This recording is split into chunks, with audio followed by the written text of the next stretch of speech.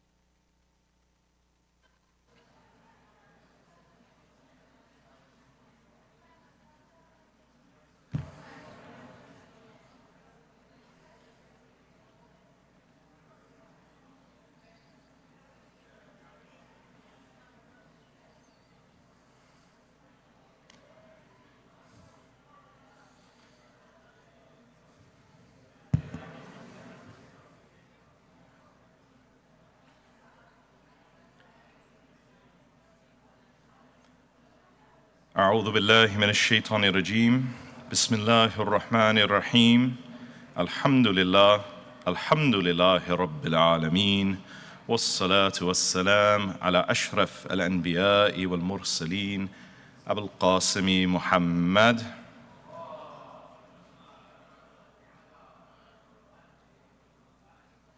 وعلى أهل بيته الطيبين الطاهرين المعصومين.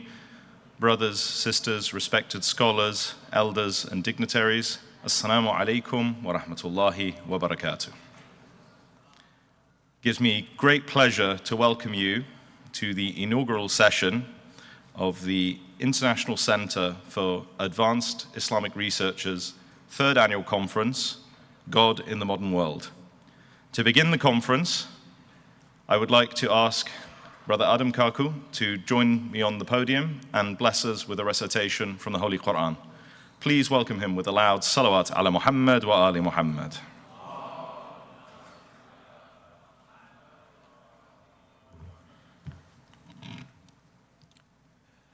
بسم الله الرحمن الرحيم أعوذ بالله من الشيطان اللعين الرجيم اقرأ باسم ربك الذي خلق الإنسان من علق اقرأ وربك الأكرم الذي علم بالقلم علم الإنسان ما لم يعلم كلا إن الإنسان ليطغى أن رآه استغنى إن إلى ربك الرجعى أرأيت الذي ينهى عبدا إذا صلى أرأيت إن كان على الهدى أو أمر بالتقوى أرأيت إن كذب وتولى ألم يعلم بأن الله يرى كلا لئن لم ينتهي لنسفعا بالناصية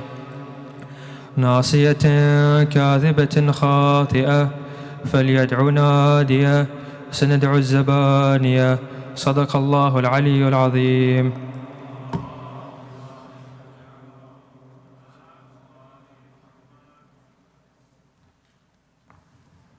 Ahsantum. Thank you so much, Brother Adam, for that beautiful recitation. Please let's show our appreciation once more to Brother Adam with a loud salawat ala Muhammad wa ali Muhammad.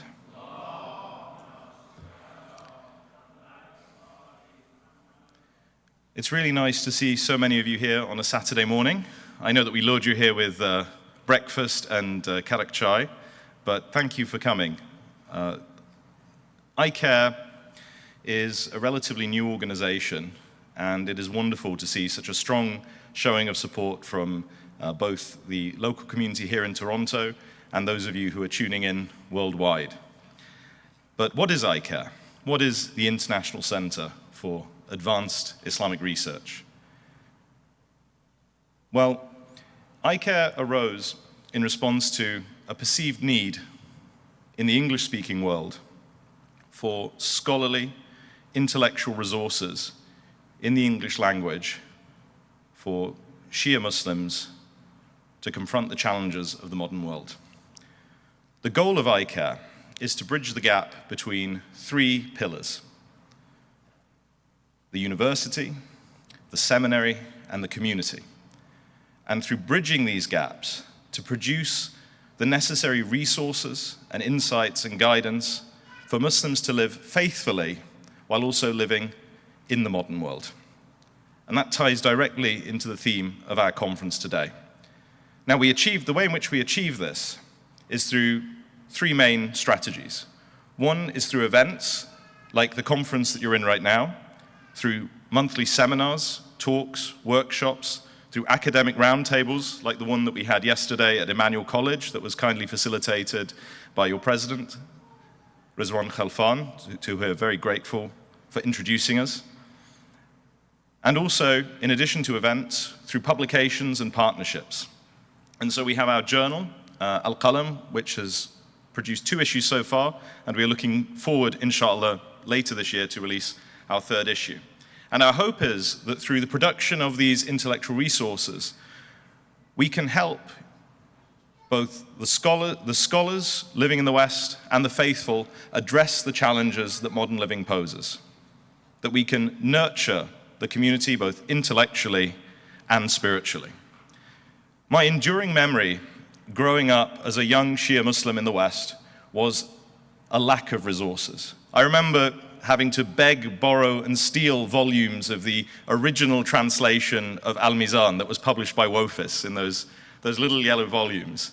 I can see Dr. Coolidge sort of smiling. I think we've both been on the same journey with Al-Mizan.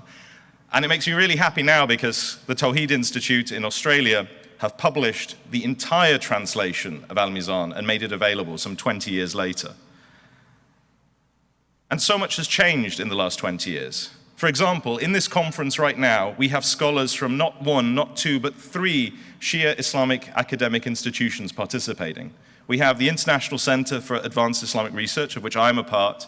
We also have Maulana Rizvi and Dr. Vinay Ketia from the Shia Research Institute right here in Toronto, and also from London.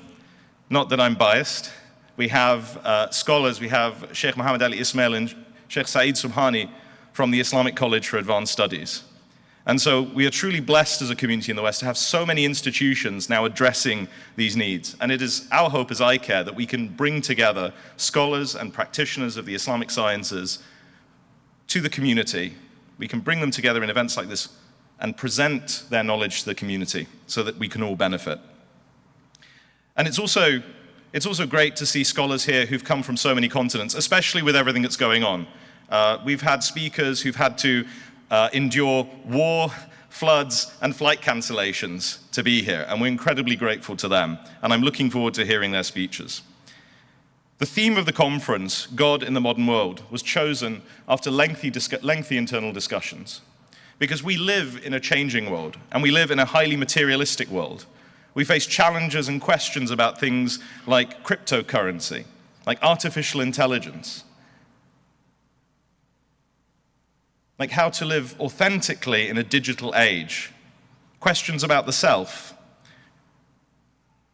And the hope is that through a conference like this, we cannot answer, not that to answer all those questions definitively, but to start the conversation, to build connections. And one of the most beautiful things I've seen coming out of this conference already is seeing people interacting, bringing together scholars from different continents and seeing those networks forming, those bonds forming, which will become the foundation for future collaborations.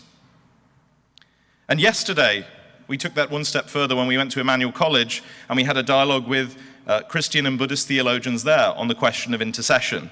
And there was this beautiful moment when we sort of got into breakout groups and we had Shia scholars and academics interacting with Christian theologians, Buddhist scholars, graduate students from Emmanuel, and there were all these groups talking together, sharing their experiences, sharing their knowledge and insights with one another, asking questions, learning about one another. And it was a truly touching moment because when I saw that happening, I just felt this is how we solve the world's problems. Through understanding, through knowledge, through learning. And it's wonderful to see that we have now scholars in the West and institutions in the West that can bring the learning of the Ahlul Bayt, alayhim salam, not just to the community in the West, but to the wider society in the West, because we are living in a world that is thirsty for spirituality, that is thirsty for meaning, and that is thirsty for authenticity and knowledge. Now, I think I've said more than enough. I've spoken far too much for an organizer, and there are far more learned and interesting people that I want to bring up on the stage. So, before we begin, I just want to say a very big thank you on behalf of ICAIR and on behalf of the World Federation to the local community here at the JCC. The level of support we have received in setting all of this up has been incredible. And the volunteers here at the JCC have been working tirelessly for weeks now to make this happen. And I have to tell you, it is so heartening to see so many young people from the community involved, whether it's at the registration desks, setting up the chairs, the audiovisual equipment, and I've just been hearing so many great stories about the initiatives that the youth have been undertaking here.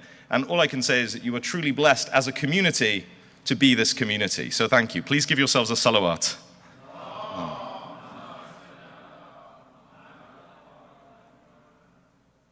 So, just to quickly give you a sense of how the conference is going to run, If you look at your conference booklets, you'll see that there is a schedule in there, split across 2 days, today and tomorrow.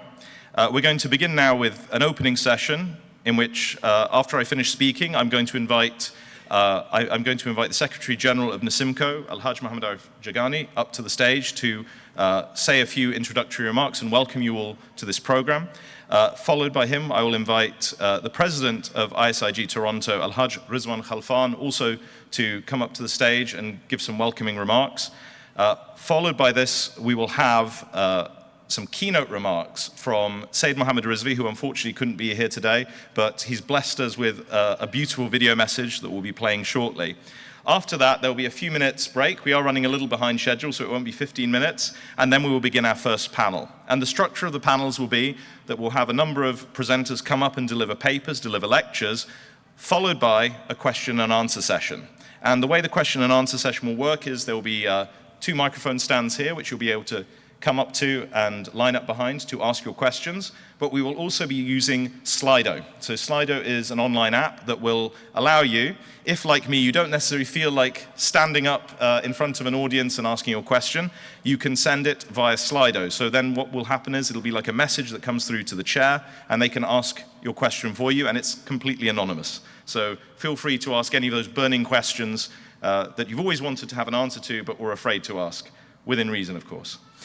We will also have lunch and salah starting at 12:30, and I'll give you some more details on that at the end of our first session, just before we go to lunch, so I can clarify the arrangements. And if you have any questions in the meantime, please feel free to ask our ushers and volunteers. They're here to help, and I'm sure, given they're from the local community, you already know them, and so they'll be far more knowledgeable than me about where you need to go and what you need to do.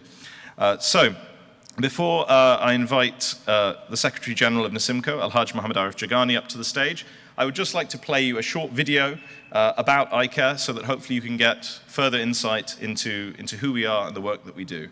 Please recite a salawat. Kindly play the video.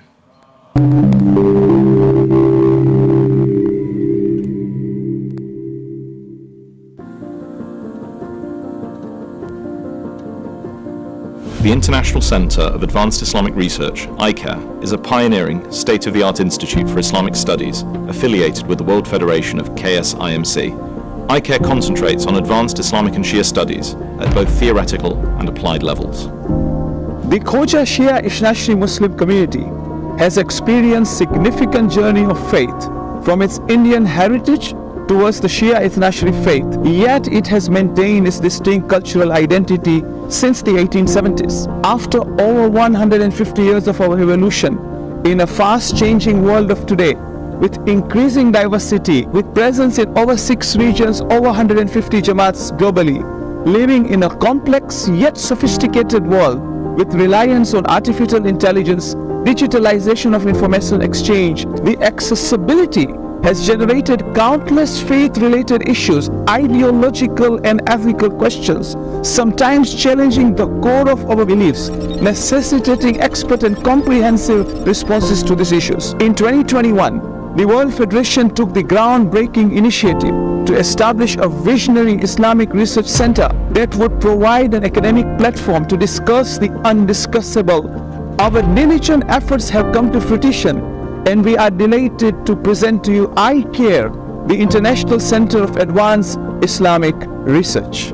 The Institute will aim for a global reach, of course, through the regional hubs where Khojas and non-Khoja Ithnashri Shia communities have a presence, and within the Hausa Seminary. This research institute will be a bridge between the Hausa Seminary, which represents the heritage of the traditional Shia studies spanning almost 14 centuries, and a bridge to the academic scholarship from modern universities, which exemplify the secular approach to social sciences and to religious studies. Amongst its goals, ICAIR seeks to promote research into contemporary issues significant to Islamic scholars, academia from all backgrounds, and share key insights and findings through various mediums, including publications, lectures, courses, digital platforms, and more. Academic dialogue is central to ICAIR, which provides an inter- and intra-faith forum for exchanging ideas and perspectives on numerous issues.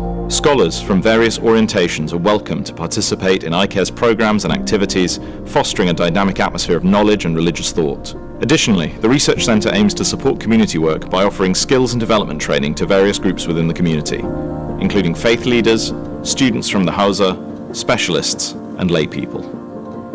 ICAIR's London headquarters at Hujjat Harefield features a spacious auditorium, a conference room, an extensive library with workspaces for students and scholars, discussion areas, classrooms, and management offices.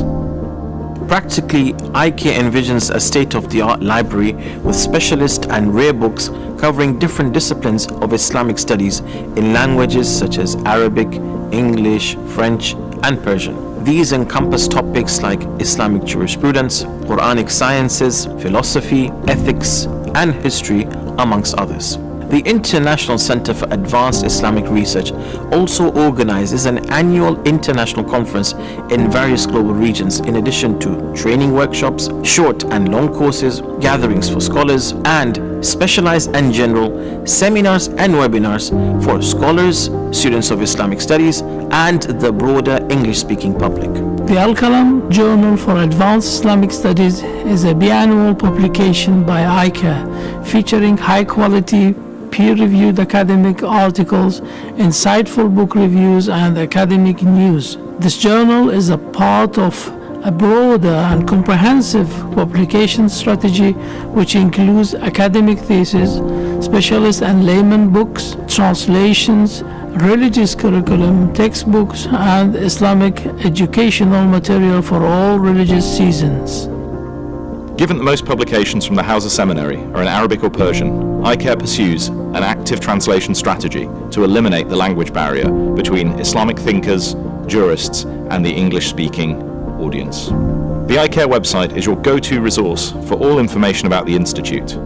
It introduces you to ICAIR's concept and functions, its core team, news about past and upcoming events, and, most importantly, its rich research content. ICAIR encourages innovative intellectuals committed to strengthening Islamic studies to contribute articles and share their research for publications and collaboration opportunities. International Center for Islamic Research offers scholars opportunities such as grants and fixed-term research fellowships for transforming their projects and research into top-notch publications. During these fellowships, they will have access to some of the leading scholars in the Islamic seminaries, as well as academics from North American and European universities. ICAIR also facilitates exchange visits and programs between scholars from the Islamic world, the Hausa Seminary, and the secular academia. This allows for a more immersive experience of each other's perspectives and paradigms.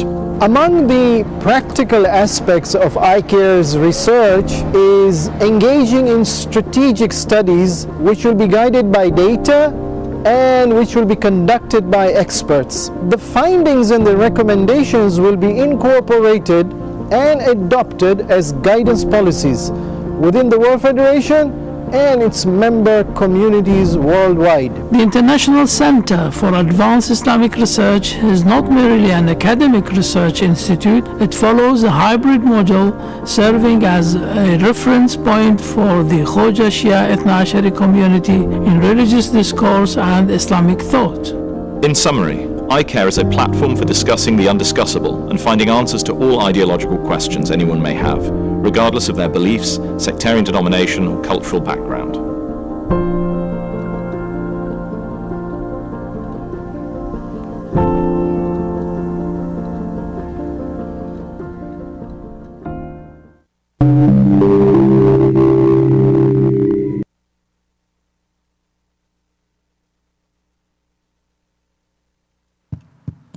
I'd forgotten that I'd narrated that. That was a video explaining a little bit more about ICAIR and the work that we do. But now I'd like to move on to inviting some of the dignitaries of our partner organizations to the stage. Obviously, if you look at your schedule, WF President Haj Safdar Jafar was scheduled to speak, but due to flight delays, he will now be addressing the conference tomorrow, inshallah, in the morning.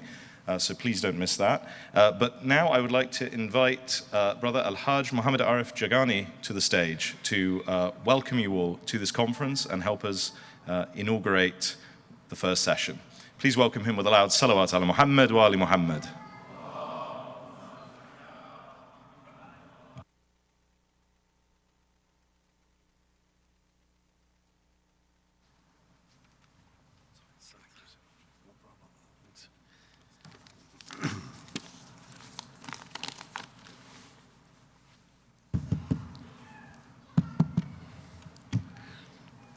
Assalamu alaikum.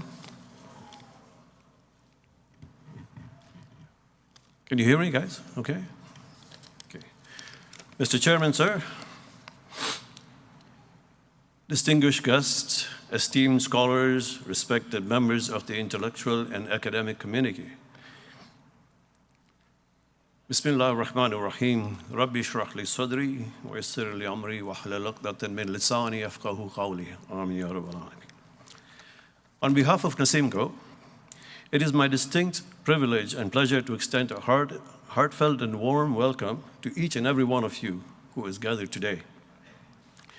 A year ago, NASIMCO was privileged to preside at ICAIR's official opening at Hujjat Harefield in England, and today we are equally honored that you have selected our region as for one of your very first international conferences. And the ICAIR of Toronto, being our largest member Jamaat, is naturally fitting the bill as the best venue for this summit. As Secretary of NASIMCO, my function has been merely to serve as liaison to facilitate this gathering, so I cannot take credit for all the heavy lifting that has gone into preparing this for this conference. A lot of this work was undertaken by the Toronto Jamaat, its volunteers, in collaboration with our Secretariat. As we come together this weekend, we embark on what promises to be a journey of knowledge, enlightenment, and collaboration. ICAIR's commitment to scholarship and dialogue resonates deeply with NASIMCO's mission, which is to propagate understanding of our faith outside of our community. We commend their efforts in shaping the discourse and fostering understanding. Okay, that part was ChatGPT. But, Mr. Chairman, let me comment on the appropriateness of your topic and the theme of the conference today, which is God in the Modern World. I consider that to be very pertinent in today's times. A couple of decades ago, if somebody asked me the question, which is the fastest growing religion in the world, I would have undoubtedly and unequivocally said Islam. However, recently it has come to my attention that the answer today is not just Islam, but unfortunately atheism. A lot of today's generation in North America apparently has lost its power of reasoning. Common sense, it seems, is not common. In theosophical discussions I've had with young men or young people, I find that they are not totally opposed to the concept of a universal creator or a primal cause as a being that necessarily has to exist in order to explain what was first ahead of everything else. The proof is obviously by induction that, after all, something cannot emerge from nothing. However, a lot of the same people have trouble understanding how an esoteric being can produce matter. They want to know more, and the educators have to find creative and interesting ways to present our message in order to engage them. For example, we know that Allah subhanahu wa ta'ala himself is the one who grants tawfiq to certain thinkers amongst us and inspires them, and not necessarily Muslims. As he says so himself in the Quran, وَتُعِزُّ مَن تَشَاءُ وَتُذِلُّ مَن تَشَاءُ بِيَدِكَ الْخَيْرُ. Many of those thinkers have put forward scientific theories that can be practically used to advance our understanding of Tawheed and to present it to the younger people.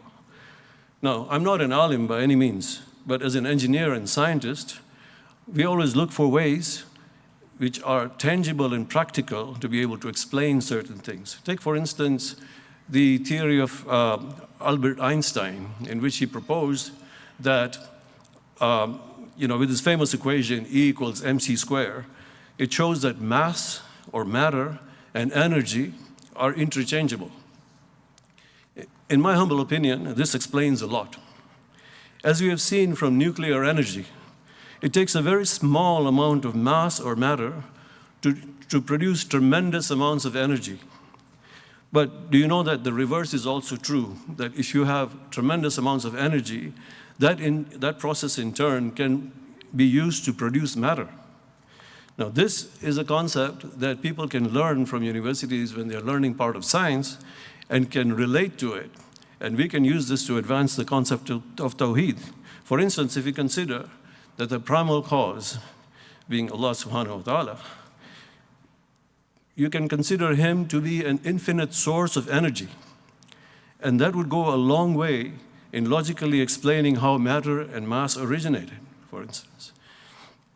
So this, if we present this kind of argument, this would be what would appeal to common sense for these people and advance their very simplistic but powerful way of understanding the concept of Tawheed. So perhaps this is what Allah subhanahu wa ta'ala means when he says repeatedly in the Quran, Inna Allaha ala kulli shay'in qadir. Certainly Allah is powerful over everything. The above is just one example of the reasoning that can be applied in deriving from scientific evidence, and it is very relevant to find such ways to reason with today's generation and its atheistic tendencies. That is why institutions like ICAIR are so important and relevant in today's world. As we gather today, let us seize the opportunity to engage in meaningful dialogue with open minds, exchange ideas, and foster collaborations that will propel our community forward in the pursuit of knowledge and enlightenment. I commend all of you scholars who have put in the hard work and effort to write and present papers at this conference. And in closing, I would like to extend my sincerest gratitude to the organizers, sponsors, and participants of this conference for their dedication and commitment to advancing the cause of knowledge and scholarship. Thank you. Salawat.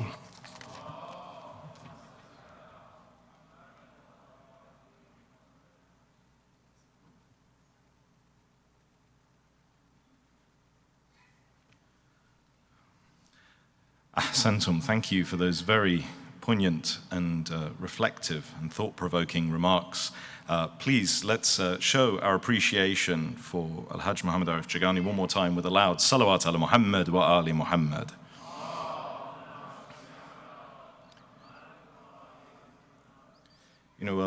His remarks about Tawheed made me remember the story about Amir al-Mu'mineen alayhi salam. Oh, I think we need a better salawat than that for Amir al-Mu'mineen.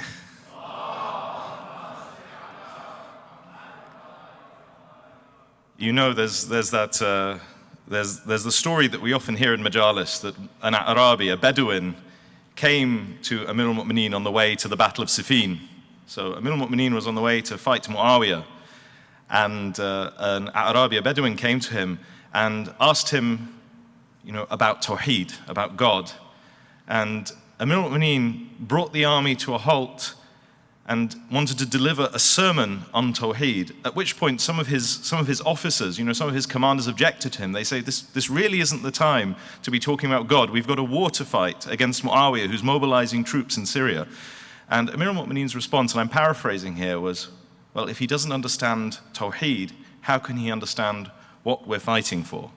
And so I think if Amir al-Mu'mineen was willing to stop an entire military campaign to explain God to one person, then it's well worth us taking a weekend collectively to ponder on the meaning of God in our lives as a community. Salawat.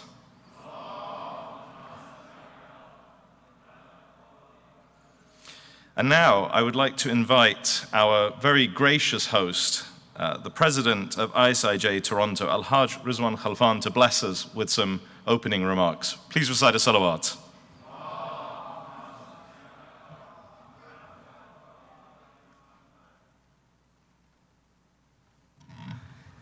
I begin in the name of Allah, the most beneficent, the most merciful. Respected scholars, my dear elders, brothers and sisters in faith, Assalamu alaikum wa rahmatullahi wa barakatuh. We thank Allah subhanahu wa ta'ala for all our blessings and the opportunity to be able to host the ICAIR conference. It's a historic conference because I believe this is the first in North America.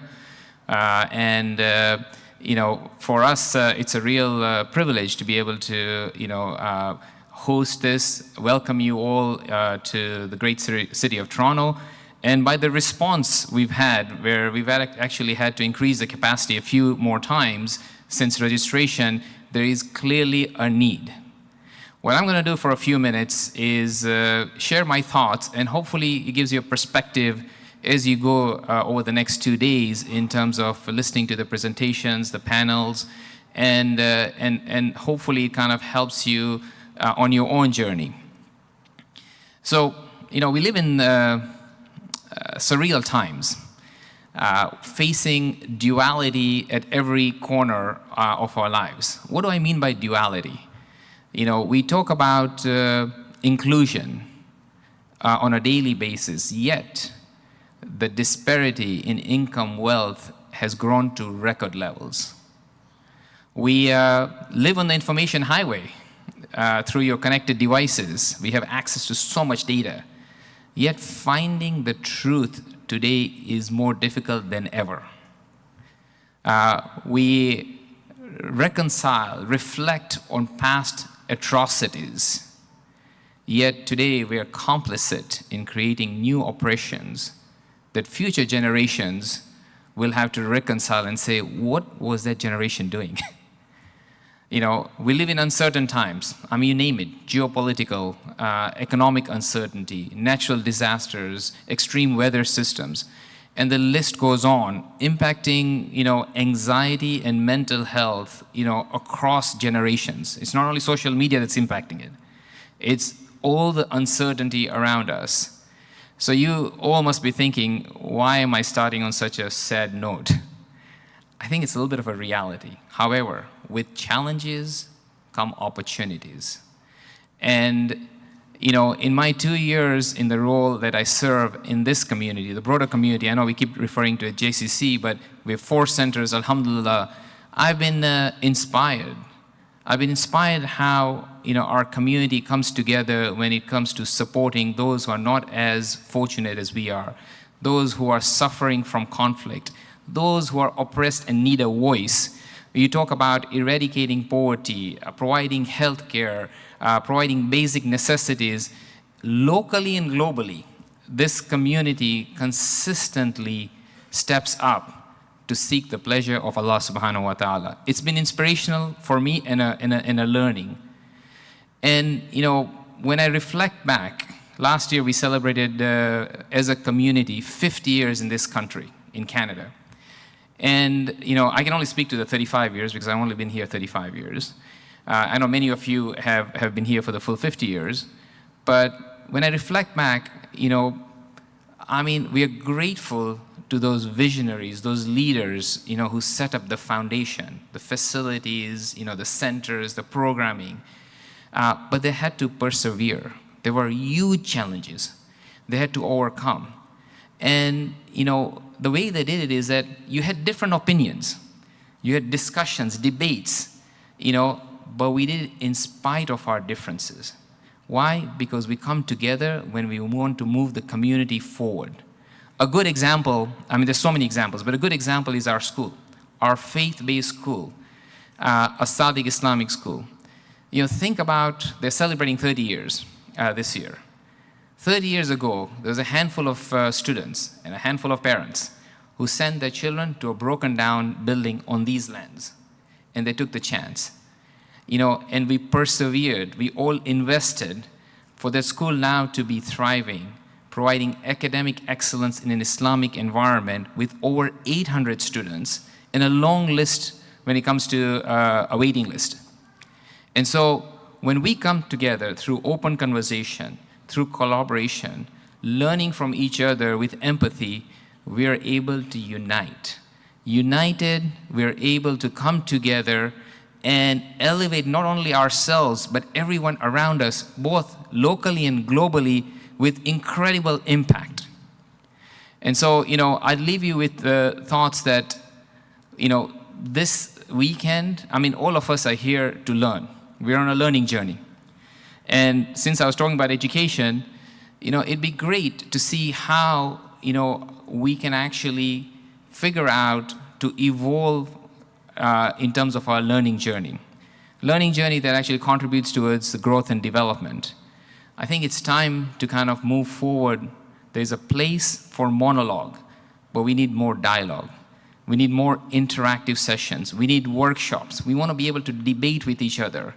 We want to develop curriculums so each of us, regardless of where we are on our journey, are able to take steps towards getting closer to our Creator. I'd like to leave you with a challenge, all of us collectively. We have global representation here.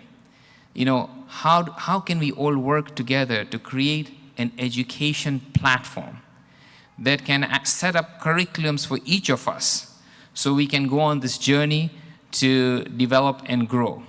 This cannot be done by one community. It has to be done, the platform has to be developed across communities on a global basis. And so hopefully as you're thinking through and listening to the different discussions, one concept should be, how do we collaborate together to create an education platform that serves the broader community? Because it's not that we are in need of content. We're in need of a platform that can bring the content together and help us achieve our goals, be it spiritual, emotional, or intellectual. Once again, it's been a pleasure hosting the ICAIR team, working with, can I call you Sheikh Alexander? Khalili, an amazing and pleasant man to interact with. It's a pleasure to host all of you here. I look forward to the discussions. May Allah continue to guide us both in our intention and our actions. Wassalamu alaikum wa rahmatullahi wa barakatuh.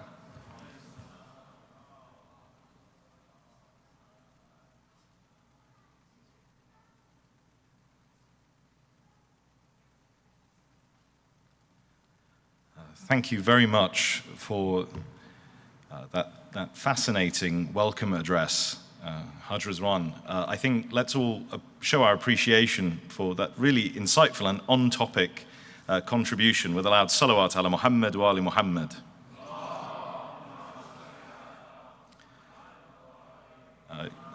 I had the pleasure of talking with Haj Rizwan at length last night over dinner and hearing about all the wonderful work you're doing here in Toronto.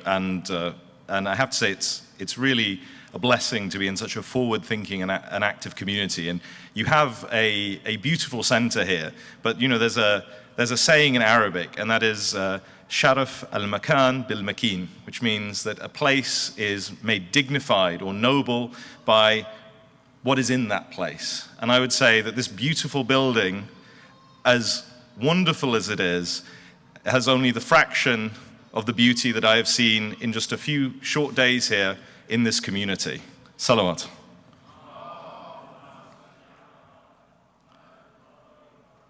And I think the key to that is just that you have, there is so much life here, there is so much going on. While we had the speakers here, we were hosted very graciously by you all for dinner last night. While we were having our meal, I couldn't help but notice that you had a sports hall, people were there playing basketball, badminton, other things, and I just think it's fantastic that you have such a hub for your community in Toronto, and this is just one of many centers here, and so it's really been an eye-opener for me, for my team, and I think for a lot of our guests, even those from North America who are visiting Toronto for the first time.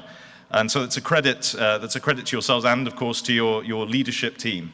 So thank you. And I think Rizwan Bhai, we need to find a way to get you on a panel so we can hear more about your ideas on climate change, artificial intelligence, and education. Thank you so much. Now I would like to invite Sayyid Mohammed Rizvi to deliver his talk. Obviously, the Sayyid could not be with us this weekend because he had a family engagement, but he was kind enough to take the time out of his busy schedule to record a video address. And just before we play the video, I just want to say that the first time I met Sayyid Mohammed Rizvi, I was but a teenager, and I was going through that phase of trying to beg, borrow, and steal copies of the old translation of Al-Mizan. And he came to my local Islamic center in London. That's London, UK, not London, Ontario, in case you were wondering. He came then, he was delivering some lectures, I believe it was in Shahr Ramadan. And I remember asking people afterwards, oh, where is the Sayyid based in London? And they said he'd come all the way from Canada. And I remember thinking, would it be possible to move to Canada to benefit more from this man? And that was I'm not going to tell you how long ago that was, because that'll reveal my age, but that was a couple of decades ago. And I have to say, meeting Sayyid Rizvi now, after all these years, again in Toronto, in his home center, his energy, his insight has not dimmed, it's only grown brighter. And I can see the effects of having such a brilliant resident alim on the community here. So truly, I mean, I have to say, I think all of us around the world are very envious that Toronto has managed to keep Sayyid Muhammad Rizvi here for so long. And we still may try and steal him away from you. So now, please can I ask, as we play the video, to recite for the health and continued barakah of Sayyid Muhammad Rizvi, aloud, salawat ala Muhammad wa ali Muhammad.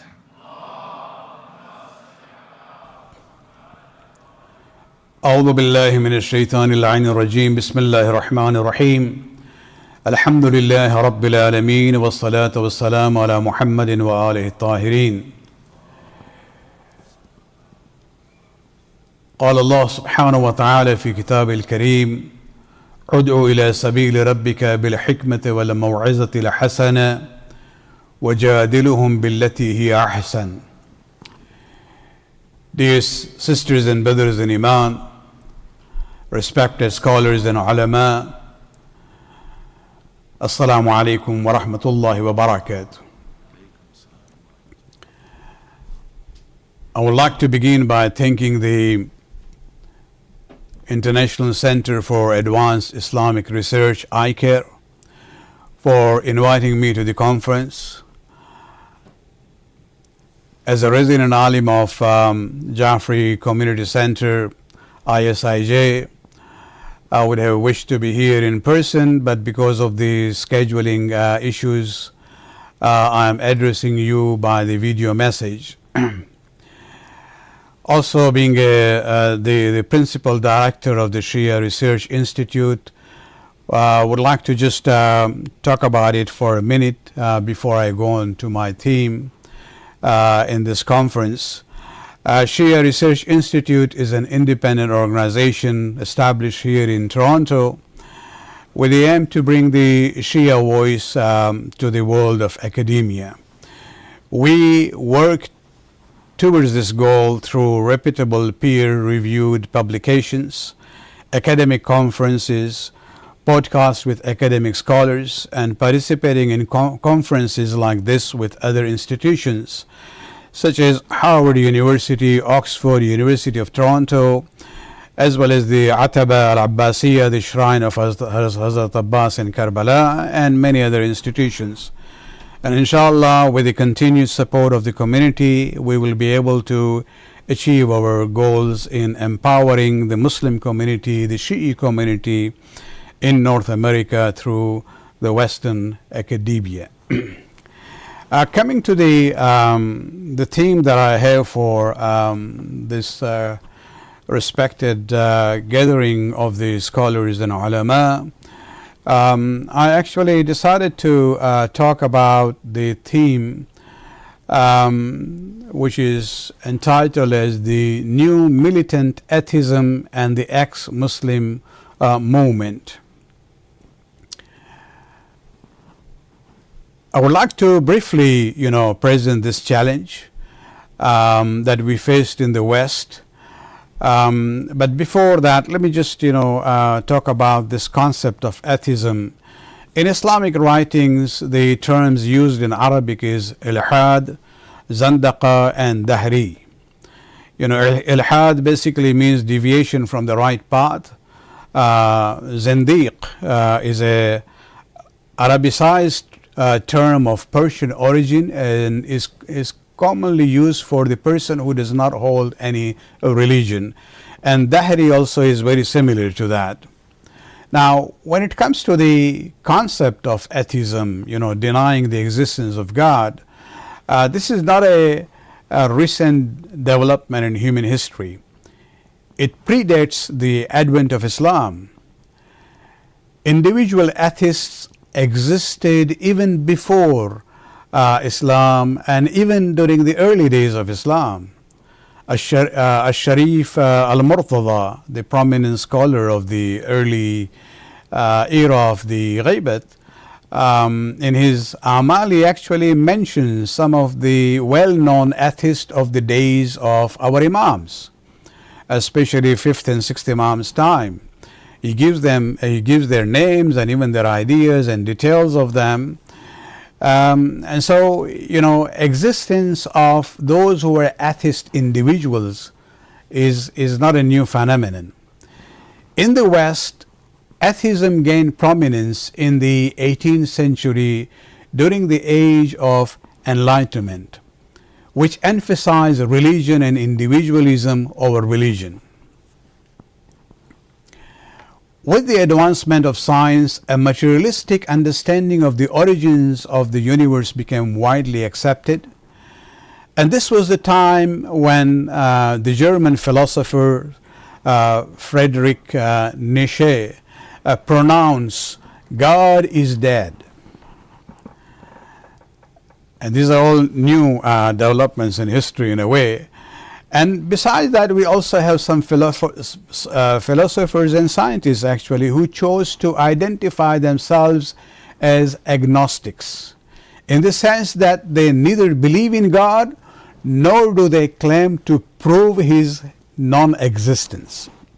Means they didn't have any proof to say that he doesn't exist. For example, in a 1948 debate between Reverend Frederick Copleston, a Christian priest, with the famous British philosopher Bertrand Russell, the Reverend asked him, "Perhaps you would tell me if your position is that of agnosticism or atheism.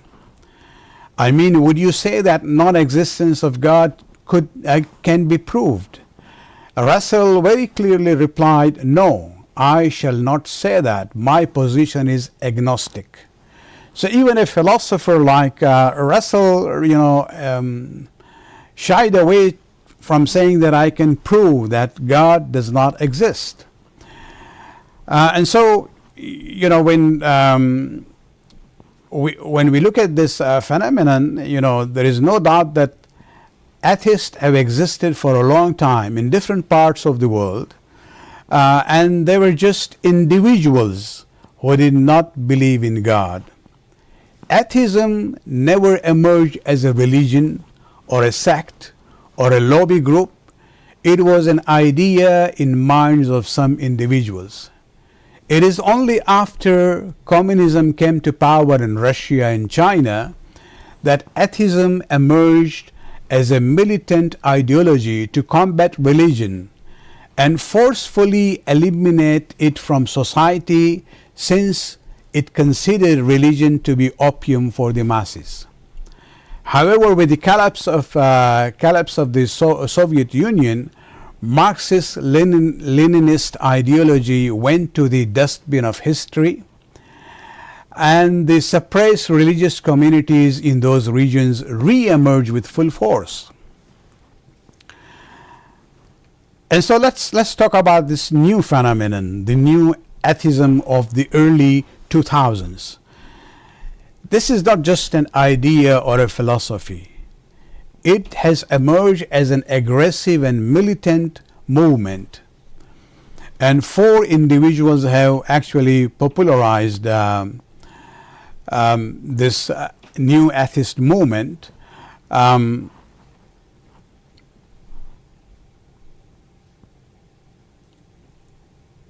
They are also known as the 4 horsemen of the new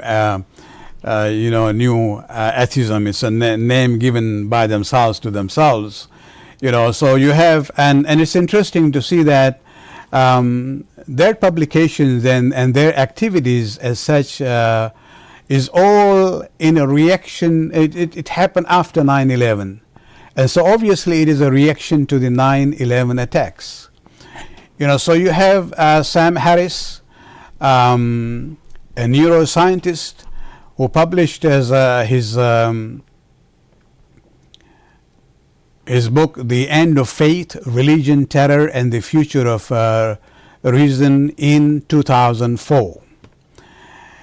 He criticizes all world religions, especially Islam, which he portrayed as a religion of terror and violence.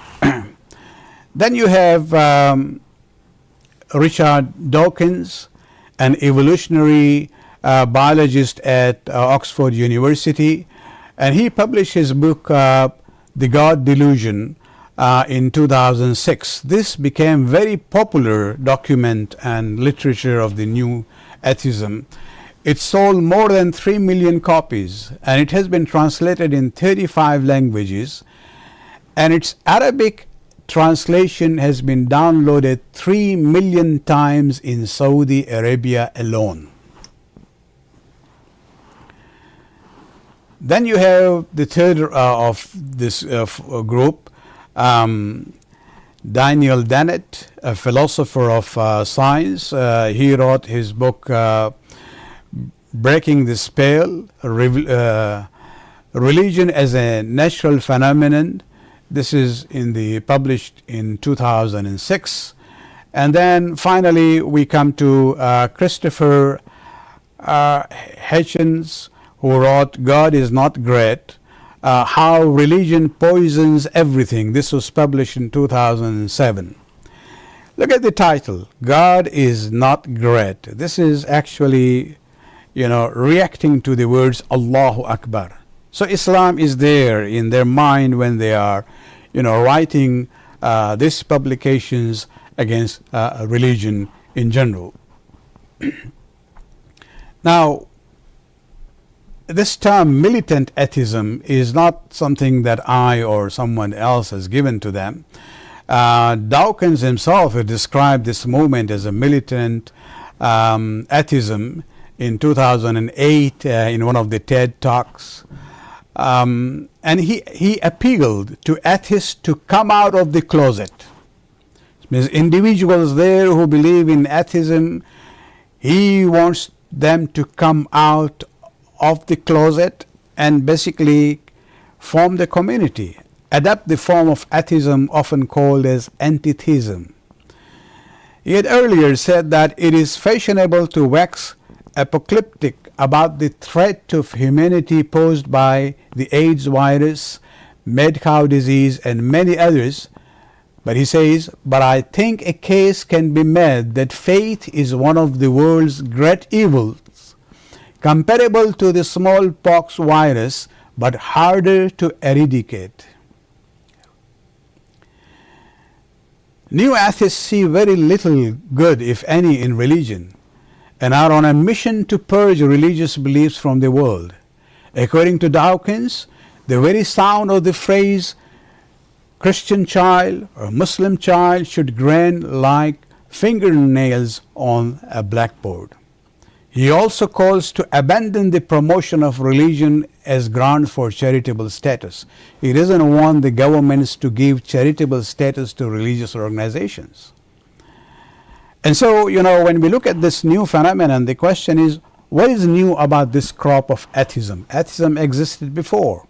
Well, the new dimension of this atheism is that it proclaims this hatred towards God and against organized religion loudly and proudly from rooftops, and their motto basically is science, religion, and secular liberal values.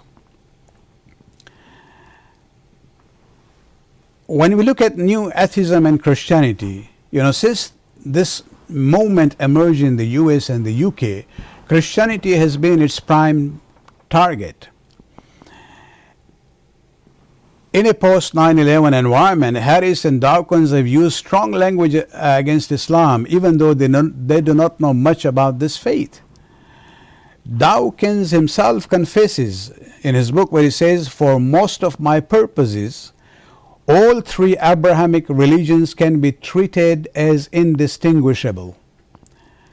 Unless otherwise stated, I shall have Christianity mostly in mind, but only because it is the version with which I happen to be most familiar. And so there, for example, when it comes to discussing about the arguments for God's existence, he, in chapter 3 of his book, brings up the famous argument, cosmological argument, by the 13th century Christian theologian Thomas Aquinas. This is the argument of the first cause, that everything that exists, whatever we see has a cause, and when this chain of cause and effect cannot go, this infinite regress of cause and effect must stop somewhere. Otherwise, the whole process of existence would not be there. And then he says, and so the first cause is what we call God. Now, Dawkins summarily rejects the cosmological argument, and he says, this is arbitrarily you are bringing God there as a terminator of the regress chain.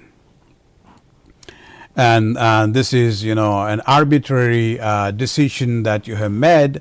It would be very interesting to compare the cosmological argument presented by Thomas Aquinas, the Christian version of this argument, compared to the Muslim version presented by Ibn Sina 3 centuries earlier. Ibn Sina is the one who is known in the West as Avicenna.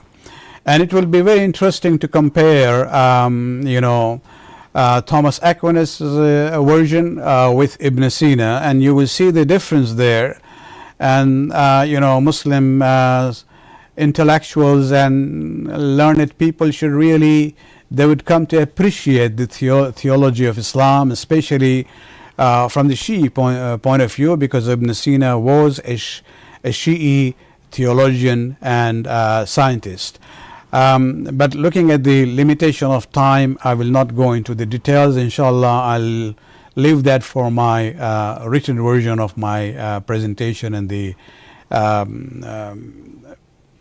paper, inshallah. What I would like to say, the other point about the four horsemen of new atheism, is that all four of them, they're right from a scientific perspective.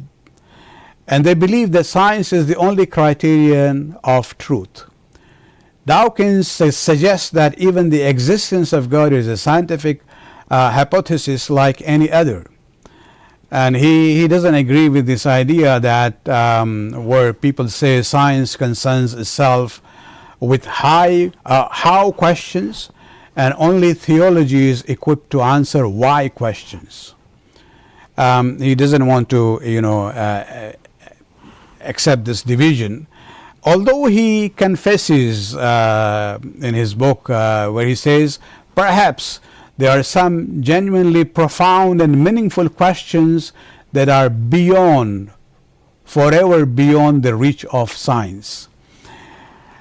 What I would like to do in the interest of time, I will only say that Islam never had a problem with science. Rather, the Quran considers the universe and its system and the human being himself as signs, ayat of Allah's power and glory, and it urges people to reflect on them. The advancement of science among Muslims during the dark ages of Europe is a historical testimony to that. And the impact of their influence can be seen even in the scientific terms which are of Arabic origin. In the words of Dr. Nasser, he says, the significance of the vast Islamic scientific tradition for Muslims is a testimony to the way Islam was able to cultivate various sciences extensively without being alienated from the Islamic worldview, and without creating a science whose application would destroy the world of nature and the harmony that must exist between man and the natural environment. I think it must be, worthwhile to look at the beautiful way Shaheed Murtada Mutahiri talks about the relationship between science and religion, where basically he says science gives us enlightenment, faith gives us hope. Science makes instruments, faith constructs purposes. Science gives speed, faith is benevolence. Science explains events, and faith inspires actions. Science is the outer revolution, and faith is the inner revolution. So let me now come to the second part, actually, which is the main part of my talk here, and that is the ex-Muslim movement, which I believe to be the byproduct of new atheism. See, although the focus of these militant atheists has been the Christian faith and Christian community, they have occasionally lumped Islam with it. It is interesting to see that Professor William Emilson of the Charles Sturt University of Australia, who was even more blunt, where he writes that it is clear that the new atheist strategy of attacking all religions or expressions of religion as a cover for criticizing not only militant Islam but Islam itself has contributed to anti-Islamic and anti-Muslim sentiments throughout the Western world. Their appeal, the appeal of these instigators of the new atheism, their appeal to atheists to come out of the closet resonated with some Muslims in the West who abandoned Islam and have openly adopted atheism. Apostasy, known in Islam as irtidad, which is the act of renouncing Islam, is nothing new in Muslim history. I have a very extensive article on this written in 1997, and mostly the act of irtidad was a personal issue and never took a communal form. And it is not a serious issue until it becomes a blatant declaration of treason against the faith and the community. However, like the new atheism, the Muslims of our time who abandoned Islam have become a militant group and formed their own community under the title of ex-Muslims. This is the new dimension of irtidad, which did exist before as a community and a group. Two individuals, Muhammad Sayyid and Sarah Haider of the Pakistani origin, living in the US, they were separately influenced by the new militant atheist movement. Muhammad Sayyid was born in US, grew up in Pakistan, moved back to US in his 20s just before 9/11. And when he saw his Muslim friends becoming more conservative and extremist, it forced him to study Quran and Hadith, and he unfortunately erroneously linked the extremism of his friend to Islam itself. And that is where he becomes an apostate, murtad, and declared himself an ex-Muslim. Then he met Sarah Haider, who had left the faith when she was in her mid-teens. This is when they decided to find other ex-Muslims, and through word of mouth and online forum, they established an informal network of ex-Muslims, and in the year 2013, they formed the organization which is known as Ex-Muslims of North America. By 2016, according to their statement, they had around 1,000 members in 25 cities on this continent. They organize tours known as normalizing dissent to bring ex-Muslim perspectives to college campuses throughout the US and Canada. This is very important to keep in mind, that they target, college campuses, and this is where, we have to equip our young people going to colleges. Because now you have groups like this coming there to present themselves. And they also, establish links with like-minded people across the pond. Imtiaz Shams, an ex-Muslim from London, he is the co-founder of Faith to Faithless, a British group helping ex-religious people. Now, by looking at their activities on social media, I see the same pattern of militance in these ex-Muslims as seen among the new militant atheists. Muhammad Sayyid, for example, while criticizing Islam, suggests that, these are his words, when people talk about how feminist Muhammad was, they should be ridiculed and they should be laughed at. So there is no issue of, to engage in dialogue with Muslims or to discuss or wisely, argue with them on this point. No, rather to ridicule them and to laugh at them. And this is where you see the aggressive militant approach of this ex-Muslim groups against the Muslims. The ex-Muslims of North America have, highlighted 5 main issues in their website. They talk about the right to blasphemy as a fundamental human right. They are against censorship. They talk about religious cultures which perpetuate inequality especially among men and women, should not be respected. They believe that religion is a very private, issue. It has no role or say to any government policies. And finally, they believe science and reason are the only truth. And that, religious piety has not really produced anything useful for the human society. Basically, when I look at this phenomenon and looking at what happens to such people, I can identify 5 reasons why they would abandon Islam. Basically, the first would be superstitions that they observe in their families and their communities, which have no Islamic origin. For example, honor killing, which is there in South Asia as well as in the Middle East, but this has no relation to Islam. Or the culture of denying women their share of the inheritance.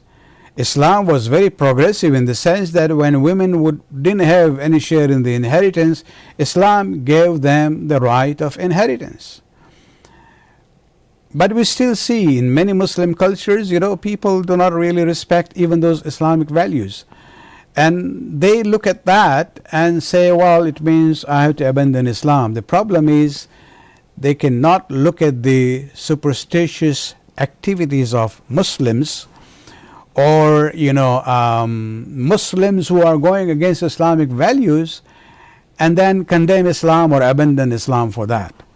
The second thing that we see is the immoral behavior of those who speak in the name of the faith. And this is a common phenomenon across the religions and cultures, that whenever the people who stand and speak for their faith, if they themselves are not practicing what they preach, that has an impact, and people actually abandon the faith because of their immoral behavior, which is again, you condemn those individuals, but do not condemn the faith.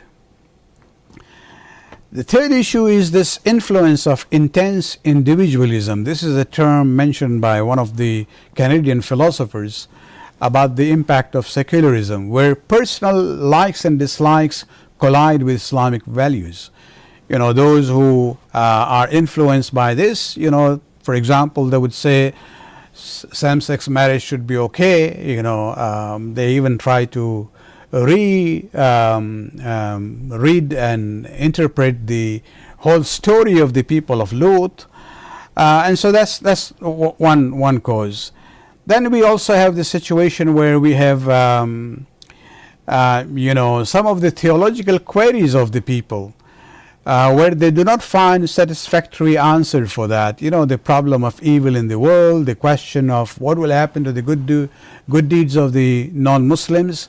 And alhamdulillah, it's not that we don't have enough material on this issue. Much has been written, especially if you look at the book of Adl Ilahi, the Divine Justice of Murtada Mutahhiri.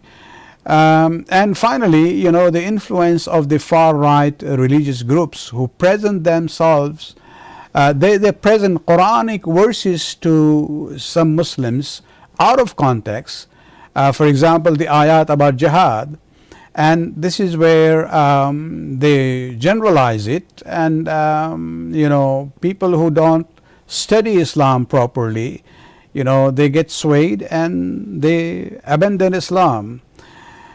And so these are the issues that we need to work on it, to present the true Islamic perspective in the language that the people of our time can understand. However, this is where I would like to end my point and emphasis, that in doing this, we, especially the scholars and the ulama, should be aware of the pitfalls. We should neither blindly tie ourselves to the past to the extent that ijtihad becomes stagnant, nor be trapped by the saliqe zaman problem, which means, going with whatever is current trend at the moment. For example, some of the responses of the Muslims that I've seen to the books of the new militant atheism, I've seen that, for example, when it comes to the concept of jihad in the Quran, they try to explain that, whenever Quran talks about jihad, it is jihad bin nafs, spiritual struggle. And they try to shy away from the concept of jihad mentioned in the verses where it is in the context of the battles during the life of the Prophet, or the concept of taking up arms in defense and to fight injustice and tyranny in society. These are very rational and logical issues which can be explained in the right way. And so, Shaheed Murtada Mutahhiri has a very good advice for such reformist or modernists, where he says, one must advance with the progress of time, but also struggle against the decomposition and deviance of time. One should not look to see, one should look to see from which origins new phenomenon and changes rise forth, and in what direction they flow. Does the change arise from man's higher human drives or from his lower animal urges? Man can step aboard the vehicle of time and change, but he should not neglect the steering and control of that vehicle even for a moment. Those who talk much about the changes of time and neglect to steer and control it have forgotten the role of man himself in transformation of his lifestyle, and are like the rider of a horse who has put himself under the control of the horse. I would like to end with the words of Imam al-Muttaqeen, Amir al-Mu'mineen Ali bin Abi Talib alayhi salatu wassalam, where he says, Zimmati bima aqulu rahina wa ana bihi dha'im. Very powerful statement. He starts by saying, my responsibility for what I say is guaranteed with truth, and I'm answerable for it. What is he saying? He says, ألا وإن الخطايا خيل شمس حمل عليها أهلها وخلعت لجمها فتقحمت بهم في النار. Verily sins Sins are like unruly horses on whom their riders have been placed, with their reins let loose, so that they just jump with them into hellfire. ألا وإن التقوى مطايا ذلل حمل عليها أهلها وعوتوا أذمتها فأوردهم الجنة. Verily, taqwa is like the trained horses on whom the riders have been placed with the reins in their hands, so that they would take the riders to paradise. May Allah subhanahu wa ta'ala increase the tawfiqat of all those who are sincerely and genuinely presenting the Islam of the Ahlul Bayt in the western part of the world. Wassalamu alaikum wa rahmatullahi wa barakatuh.